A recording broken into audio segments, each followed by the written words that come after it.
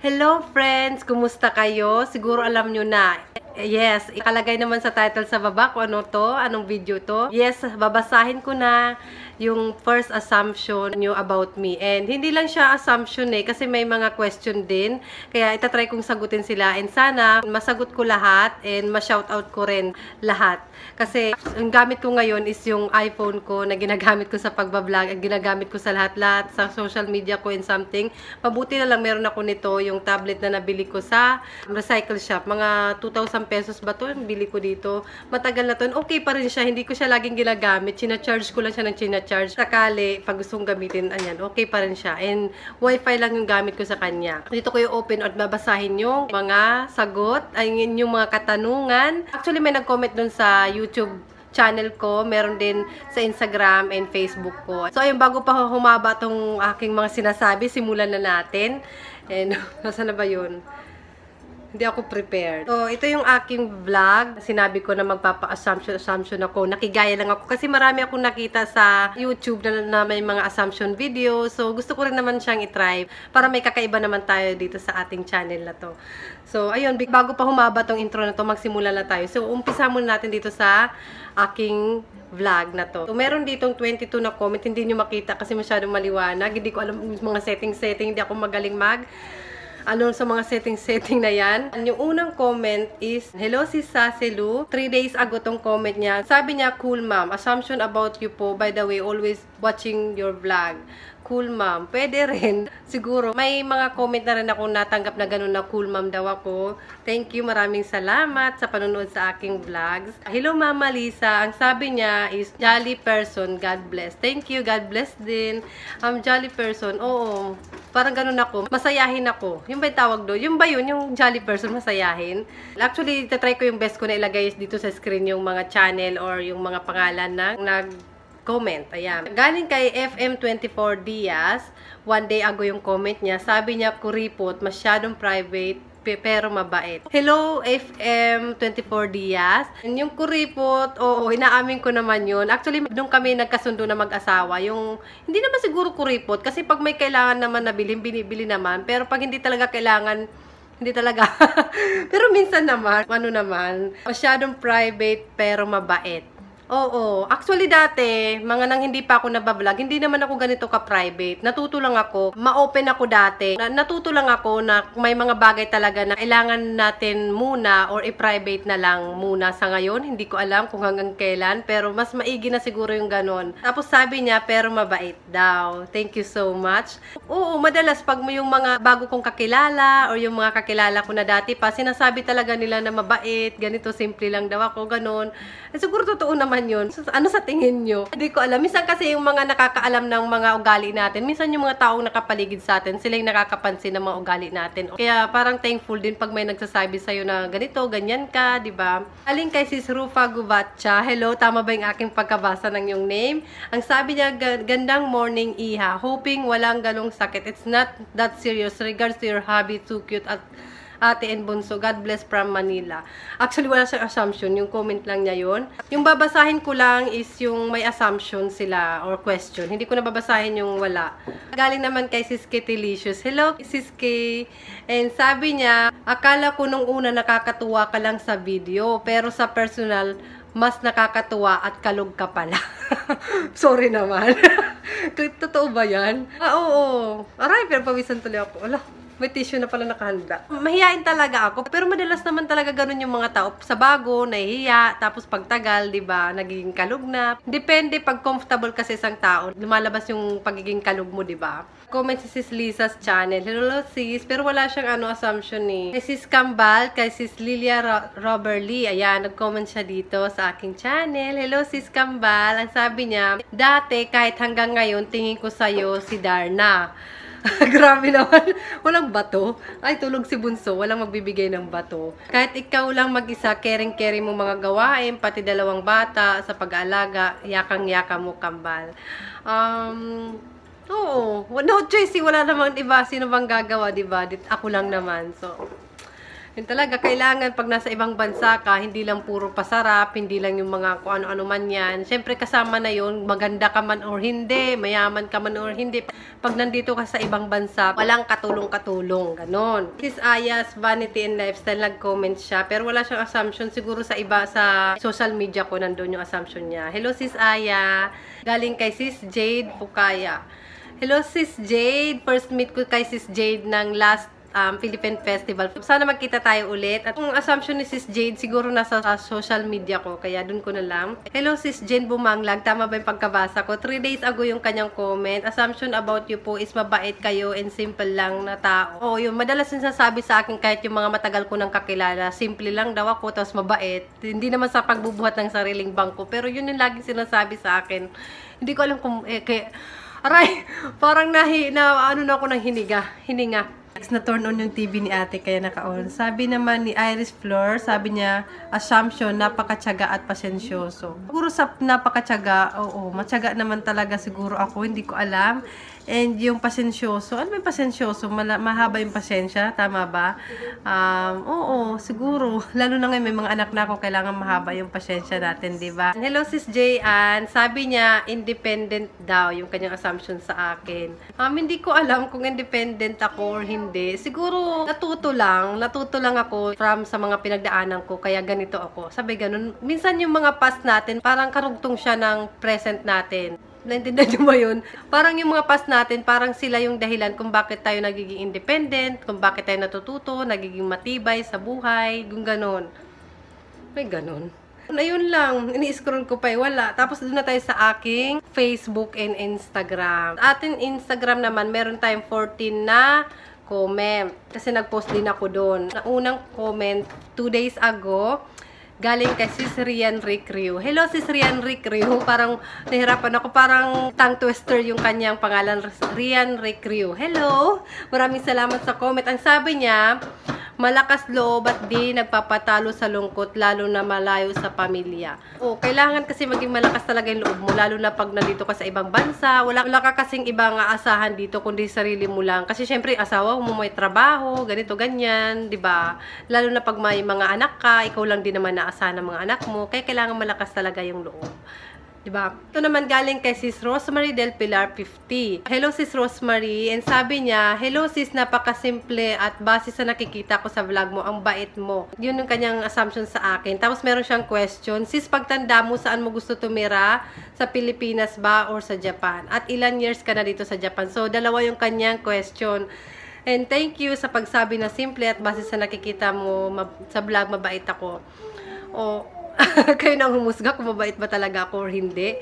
Yung question niya is, pagtanda ko, saan ko gusto tumira? Sa Pinas o sa Japan? Actually, kung wala akong mga anak, kung wala akong asawa or hindi ko alam, hindi ko kasi masabi ngayon, mahirap mag-decide, lalo na maliliit pa yung anak ko. Tingnan ko rin yung desisyon ng mga anak ko, hindi lang yung sa akin, di ba? Ayoko naman maging makasarili. Pero kung ako lang talaga, syempre pipiliin ko sa Pilipinas ako tumira, lalo na pagtanda ko. Kung nandito ka sa Japan, makikita mo yung matatanda dito. Actually, healthy yung mga matatanda dito kasi kahit matanda na sila, nag-work pa rin sila. Kumbaga gumagalaw pa rin yung katawan nila, nakakapag-bike pa nga sila eh. Pero yun nga lang, mahirap para sa pang-araw-araw nila. Kahit nga ako na malakas-lakas pa, medyo nahihirapan ako sa everyday life ko dito. Yung pupunta ng grocery and everything. Yung matatanda pa kaya. Mahirap siguro pag matanda ka na tapos winter dito, 'di ba? Tapos sino magdadala sa akin sa hospital? Paano kung matanda na yung asawa ko o wala na, 'di ba? Yung mga anak ko, paano kung may sarili na silang pamilya, 'di ba?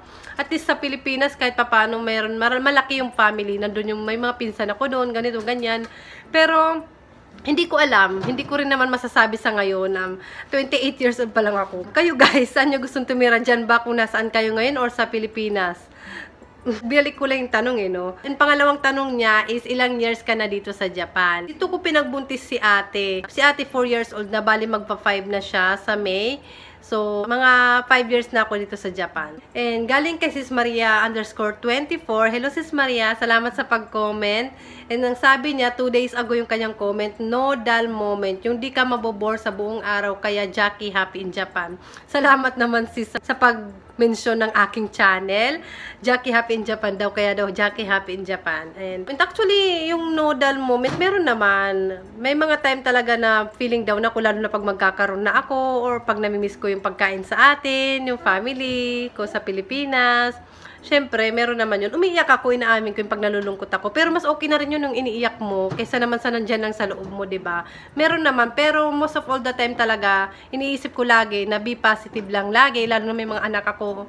Kailangan gumawa ako ng paraan ako sa araw-araw nila dito sa Japan. Nakasalalay sa akin yung childhood ng mga anak ko eh. Kasi ako yung may kakayahan para dalhin sila sa park, makipag-play sila sa ibang bata. Kaya yung mga dull moment na yan, minsan linulugar ko rin.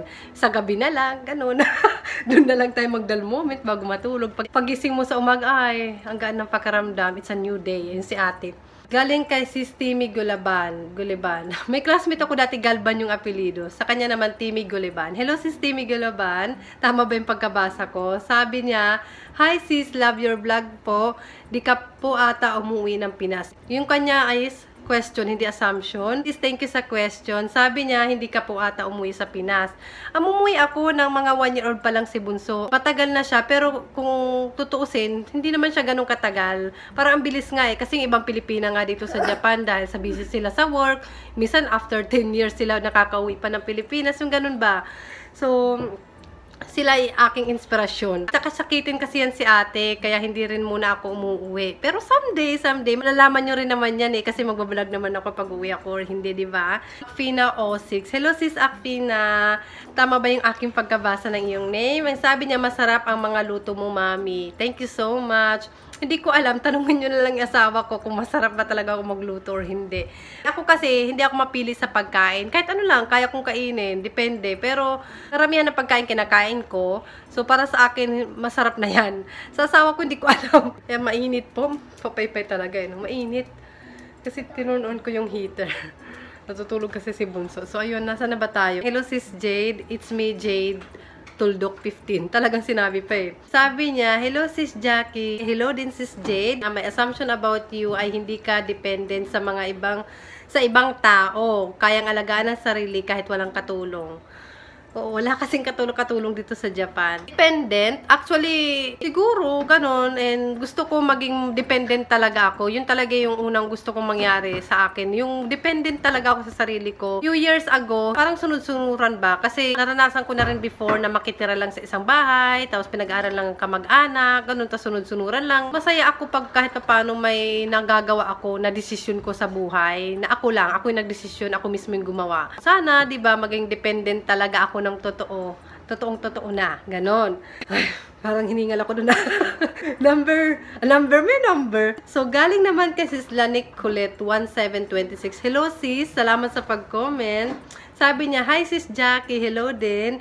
Matipid, kaya mag-isa, bungis-ngis at maalaga sa pamilya. Yun yung kanyang assumption about me. Matipid, tama ka dyan sis. Huwag kang maingay, atin-atin lang yan. Matipid, oo. Nasabi ko na yan kanina eh. Kaya mag-isa, bungis-ngis at maalaga sa pamilya. Actually, few years ago din, hindi ko kaya yung mag-isa. Parang lungkot kasi, diba? Lalo na bago ka pa lang dito sa Japan. Sanay ako na marami akong kasama sa bahay, ganun. Pero nakayanan na lang din. Parang lumakas na lang din yung aking loob. Parang naging matibay na lang din. Hindi ko lang sinusubukan, ginagawa ko talaga. Yung mga bagay-bagay na ako lang. Minsan nga, hindi ko na hinihingi yung tulong ng asawa ko. Ako na lang. Yung maalaga sa pamilya. Oo, kasi kailangan naman talaga alagaan natin ang ating pamilya, diba? God bless. God bless din, sis. And galing naman kay Sweet Life by Hello, sis. May baby din si Sweet Life by pagkabasa. Sabi niya sa kanyang first assumption, mabait at masayahin, mami, simple person at kalog. Parang tumpak yun ah. Tumpak. May gano'n, ano yun? Anong meaning nun? Ay, nihika na ako. Simple Lance. Hello, sis. Sabi niya sa akin, hi, sis Jackie. Always watch your vlog. Thank you so much. My assumption to you is simpleng tao ka lang, walang keme, at malaga sa pamilya, lalo na sa mga anak. Keep it up, Miss Jackie. God bless you and your family. Huwag kang magsawang mag-vlog. Nandito kami para manood ng mga vlogs mo. Parang wrong sense to. Parang sa MMK ata to. Mahaba-haba eh. Joke lang, sis. Maraming salamat sa palakas ng loob ko. Sabi niya, sa kanyang assumption, simple daw ako, walang keme, walang arte ba? Siguro yun ang ibig sabihin niya. Malaga sa pamilya, lalo na sa mga anak. Tumpak naman yun. Oo naman, kasi diba, ako yung nanay nila. Nanay nila ako eh. Galing naman kay Sophie's Vlogs. Hello, sis. Sabi ni sis Sophie, assumption ko sa'yo, sis, is masipag ka. And solo child ka ba, sis? Ayun, may question siya. Masipag ako. Maraming salamat naman doon. Hindi masyado naman, siguro. Solo child, hindi po. Meron akong ate, may kuya ako. Mukha lang akong solo kasi mukha akong nagsosolo. Ano ba? Ang gulo kong kausap. Hindi ako solo child. Ayun. Yasmin Lodi. Hello, sis Yasmin from Doha, Qatar. Maraming salamat. And yun, sabi niya sa akin, shy type, sis, and swear person watching here, Doha, Qatar. Hello sa mga taga Doha, Qatar dyan. Sabi ganun, parang nananawagan. At shy. Oo, totoo yan. May pagka-shy ako talaga. Lalo na dati. Pero ngayon medyo na, ano ko na yun, lumalabas na ako doon. Pero minsan bumabalik yung pagiging shy ko pa rin. Kasi ate, piplay siya si Bunso tulog eh. Hello, sis Reynalyn. Ang sabi niya, simple daw, papagkalingang ina, masayahin at independent. Parang laging nasasabi yung masayahin at independent. Ring naman kay sis Blooming _Ems. Hello, sis. Ang sabi niya, assumption ko sa'yo is malakas loob at matyaga sa pamilya mo kahit napapagod, good vibes lang. Oo, kailangan talaga, diba, good vibes lang. Siyempre, alam naman natin yun, alam nyo na yun, na minsan talaga tayong mga babae, meron tayong mga emote moment. Pero hanggat maaari, kung good vibes lang, di ba? So, galing naman kay GLB Ripco. Paano babasahin yung kanyang name? GLB Risco. Lalagay ko na lang dito sa aking screen. Sabi niya, awesome mother. Wow, palakpakan naman dyan. Parang pag sinabi kasing awesome, kailangan pumalakpak eh. Ano ba? Sa akin ba sinabi yun? Parang di bagay sa akin eh. And doon naman tayo sa aking Facebook. Kasi Instagram yun. Sa Facebook ko naman, ayan, nahanap ko na rin yung aking post sa Facebook. Meron ditong 10 comment ba? Yung unang comment na babasahin ko ay galing kay Sis Aya. Hello, Sis Aya. Sabi niya, shy type. Yeah, totoo yan. Talagang mahihain talaga ako. Madalas talaga mahihain pa rin ako. Dito yung snake natin. Margie C. Arenas. Namit ko na yan sila sis. Hello sis sa family nyo, sa Arenas family. Sabi niya mabait. Kayo na humusga. Mahirap na magbuhat ng sariling bangko. Sabi naman ni sis Nikki. Hello sis Nikki at sa kanyang anak na cute. Sabi niya super protective na mama. Yes, lahat naman siguro ng mama ganun, diba? Protective. Yun, maraming salamat si Nick Arena. Not complicated, light, simple. Maraming salamat. Sabi niya, not complicated daw, light and simple. Pwede. Sabi naman ni sis Juichi. Hello sis. Sabi niya, cool mommy ng Japan like me. Wow. Diba? Sis Crystalline Mamaril Pardillo. Sabi niya, walang arte. Uy, maarte kaya ako. Charot. Biglang umarte eh, no? Hindi bagay. Hello, sis Icy Rose. Sabi niya, you're responsible mom and wife. Easy to blend in. Wow. English yun eh. Explain. Ah, yun. Huwag mo nang sabihin yun. Ano ba? Relax. Oh, salamat, sis. Sabi ni sis Kambal, ni sis Lilian Raberly, sabi niya sa comment, nag-comment ulit siya dito ng Darna. Tulog pa rin si Bunso hanggang ngayon, sis. Kaya walang bato. Sabi naman ni sis Wii Yamamoto, hello sis! Sabi niya, superwoman. Superwoman. Parang hirap bigasin. Superwoman. Ano ba? Superwoman. Oh, why? Hindi naman ako naka-superwoman ng damit. Mamaya. Charot, may balak. Maraming salamat sis. Sabi naman ni sis Princess Mascarinas. Hello sis Princess. Sabi niya, masayahin, palabiro, at maarugang nanay. Wow, thank you naman doon. Parang kulang na lagyan na ako ng trophy, ng corona or medal. Meron palang isang message lang siya. And itago na lang natin sa pangalang Tita young ones. Sabi ganun.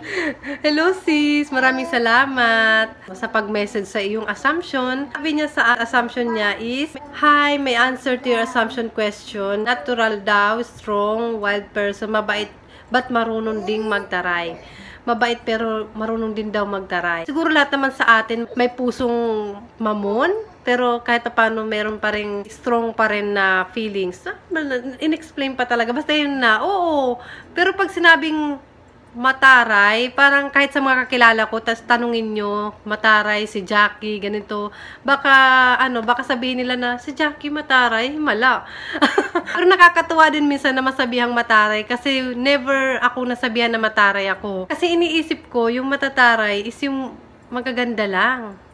So, pag nasabihan ako ng ganun, ibig sabihin bilong ako sa mga ayun. Yun, maraming salamat sa iyong assumption about me. Ayun guys, yun lang yung assumption sa akin. And sobrang natuwa ako na gawin itong assumption na video na ito. Sana nag-enjoy din kayo sa mga sagot kong hindi ko alam kung nasagot ko ba ng maayos, ng may kabuluhan. Alam nyo naman ako. And syempre, fun lang naman tayo dito. Parang wala naman akong nabasang negative na assumption about me. Maraming salamat para naramdaman ko ang inyong pagmamahal sa akin. Sabay ganun. Actually, yung pag-YouTube ko naman is parang hobby ko to. Wala akong ibang kausap, di ba, na ganito yung salita, Tagalog, dire-diretso. Dito kasi mix Japanese-English yung pagsasalita ko. Medyo, alam mo, nahihirapan akong ilabas yung feelings ko. Kaya masarap sa pakiramdam yung kahit papano yung ganito, may kausap ako, na-share ko sa inyo yung aking nararamdaman, ganon.